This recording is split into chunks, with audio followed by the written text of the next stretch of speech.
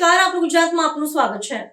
ગાંધીનગર મહાનગરપાલિકા દ્વારા ગત વર્ષની તુલનામાં 10.77% માતબર વધારા સાથે વર્ષ 2026-27 માટે 1903.8 કરોડનું લોક કલ્યાણકારી બજેટ રજૂ।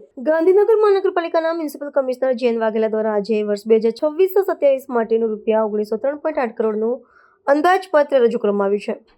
ગત વર્ષના રૂપિયા 1718.3 કરોડના બજેટની સરખામણીએ આ વર્ષે 10.77% વધારા સાથે શહેરના સર્વાંગી વિકાસ માટે મહત્વની જોગવાઈઓ કરવામાં આવી છે। શહેરી વિકાસ વર્ષની થીમ હેઠળ રજૂ થયેલા બજેટમાં ભૌતિક આંતરમાળખાકીય સુવિધાઓ માટે કુલ ખર્ચના 62% જેટલી માતબાર રકમ એટલે કે રૂપિયા 1186.71 કરોડ ફાળવીને ગાંધીનગરને આધુનિક શહેર બનાવવાનો મજબૂત નિર્ધાર કરવામાં આવ્યો છે। શહેરના નાગરિકોની સુખાકારીને ધ્યાને રાખીને બજેટના મિલકત વેરા કે વાહન વેરાના દરમાં કોઈપણ પ્રકારનો વધારો સૂચવવામાં આવ્યો નથી।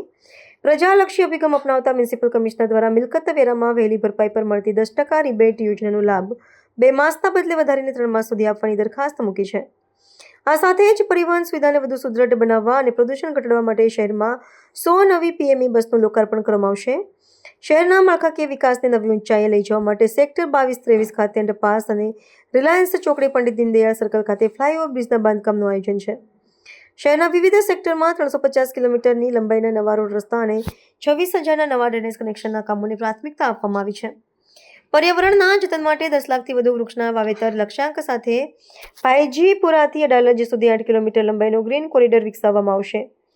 શૂન્ય જળ ભરાવના લક્ષ્ય સાથે 19 તળાવોની કામગીરી બાદ નવા 24 તળાવોના વિકાસનું આયોજન પણ બજેટનો ભાગ છે। આરોગ્ય અને રમતગમત ક્ષેત્રે ગાંધીનગરને સજ્જ કરવા માટે નવી multi speciality hospital, 5 yoga studio, 2 sports complex અને 1 વર્કિંગ વુમન હોસ્પિટલ બનાવવાની જોગવાઈ છે। ગાંધીનગર દક્ષિણ વિસ્તારના ગામોમાં 40 MLD નર્મદાનું પાણી પહોંચાડવાની સાથે અમ્યાપુર, પેથાપુરા, કોબા ભાટ અને પાલજ ખાતે નવા કોમ્યુનિટી હોલ તેમજ વાવોલ અને ખોરોજમાં નવા ફાયર સ્ટેશન બનાવવામાં આવશે। સુરક્ષાના પાસાને મજબૂત કરતા રોડ સેફટી માટે રૂપિયા 10 કરોડ અને ઊંચી ઇમારતો માટે ફાયર સેફટીના સાધનો ખરીદવા રૂપિયા 8 કરોડની ફાળવણી કરાઈ છે। સાંસ્કૃતિક ગૌરવની જાળવણી માટે અંબાપુર વાવ વિસ્તારના હેરિટેજ પ્રવાસન સ્થળ તરીકે વિકસાવવામાં આવશે।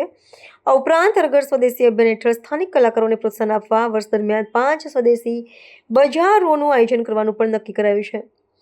આમ મ્યુનિસિપલ કમિશનર દ્વારા રજૂ થયેલું આ બજેટ ગાંધીનગરના તમામ વર્ગના નાગરિકો માટે સુવિધાઓમાં વધારો કરનારું અને શહેરના વિકાસને નવી ગતિ આપનારું સાબિત થશે।